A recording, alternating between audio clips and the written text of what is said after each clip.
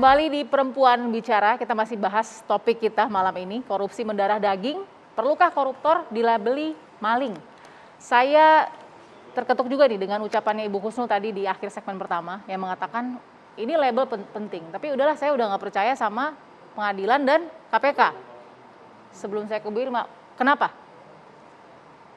Ya, karena mereka juga memiliki kepentingan dan di dalam prakteknya sejak 2005 sebetulnya saya sudah bilang saya nggak percaya dengan KPK. Kenapa?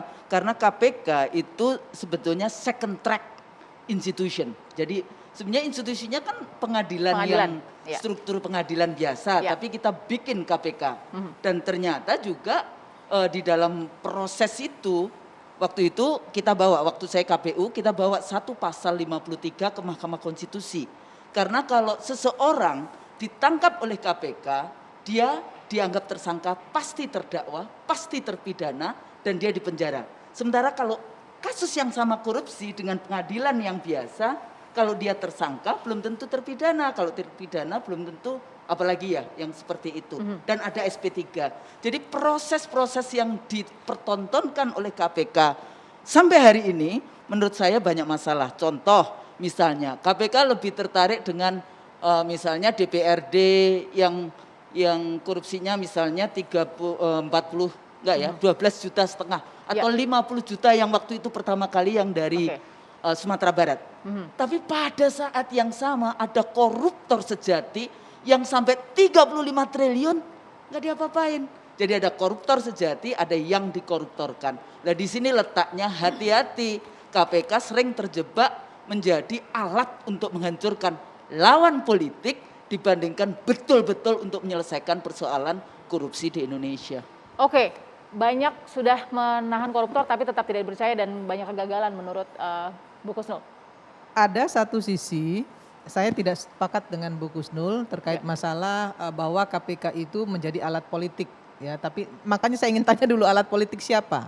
Alat politik kekuasaan ataukah alat politik orang-orang yang berada di dalam KPK itu sendiri? Oke. Kan itu harus dipertanyakan, Ibu. Karena begini, sepanjang kita tahu bahwa dengan super bodinya KPK dari awal sampai akhir ini, ya tidak ada satupun termasuk presiden yang bisa mengintervensi KPK. Bahkan kemudian di periode sebelum ini, mantan ketua KPK pengen jadi presiden. Datang loh ke partai-partai politik menawarkan diri untuk jadi presiden. Kan gitu. Nah ya ini yang saya sepakat, ada hal yang saya sepakati dari Ibu Husnul, tapi ada juga yang saya tidak sepakati gitu ya. Sebagai alat politik tidak setuju? Ya, kalau sebagai alat politik pemerintah menurut saya tidak. Tapi sebagai alat politik pribadi untuk menghancurkan lawan-lawannya dengan, mohon maaf ya, saya juga pernah tahu juga gitu ya, ada hal-hal tertentu lah ya, string-stringnya gitu. Ini yang sebenarnya membuat KPK itu dibutuhkan memang untuk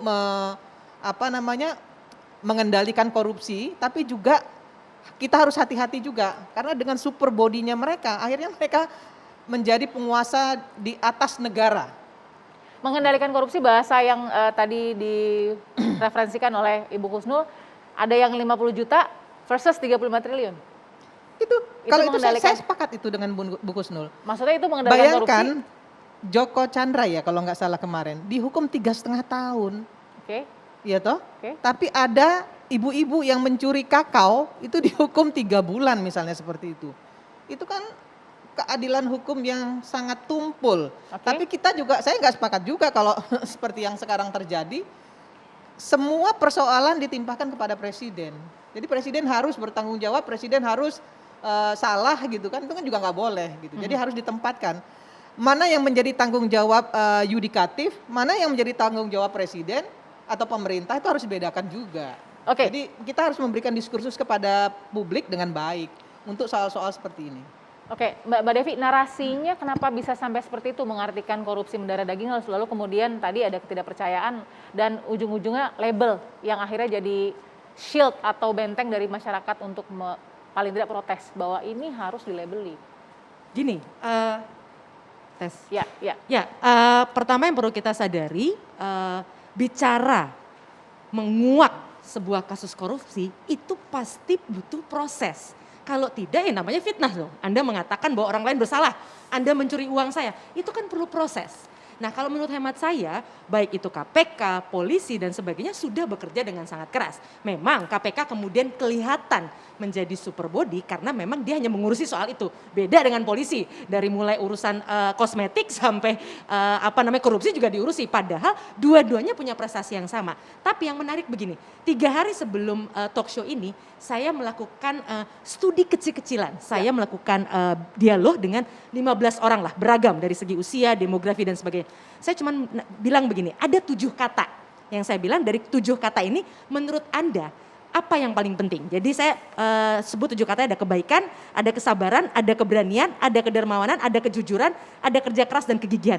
Menariknya level masyarakat tidak menempatkan kejujuran di nomor 1. Nah ini kan artinya apa? Jangan kemudian kita berpikir bahwa praktek korup, kalau tadi definisi sangat luas. Kalau saya melihatnya ada persoalan yang juga sangat besar dari bangsa ini, persoalan integritas. Yang itu harus dimulai dari level pendidikan. Ini kita bisa compare dari negara lain yang konteksnya mampu menginduksi kesadaran bahwa jujur itu penting. Jadi kalau masyarakat sudah paham tentang kejujuran, mau KPK namanya, mau apapun namanya, mungkin bisa jadi sudah tidak diperlukan kalau memang masyarakatnya sudah punya integritas yang kuat. Jadi saya tidak mau kita semua hanya sekedar memojokkan kelompok tertentu seakan-akan mereka bersalah, tapi kita juga perlu arif, jangan-jangan saya sendiri juga melakukan korupsi waktu, korupsi lain-lain. Fatal nggak narasi ketimpangan hukum antara A dan B? Tadi yang sebagai contoh tadi. Kalau bicara hukum, kita juga perlu hati-hati. Saya bukan pakar hukum, Ya. tapi misalnya ada satu kejadian yang menarik yang baru divonis, katanya vonisnya tidak tepat. Saya tanya dengan pakar hukum, Ya. Mas ini seperti apa? Kok katanya 12 tahun salah? Ternyata jelas dari awal misalnya vonisnya adalah suap. Suap itu ternyata paling mentok 12 tahun, berarti kan sudah benar. Nah artinya literasi atau pendidikan tentang hukum sendiri juga masih sangat lemah, bahkan misalnya media, masyarakat dan sebagainya, sehingga orang dengan mudah memvonis orang lain. Itu yang perlu hati-hati.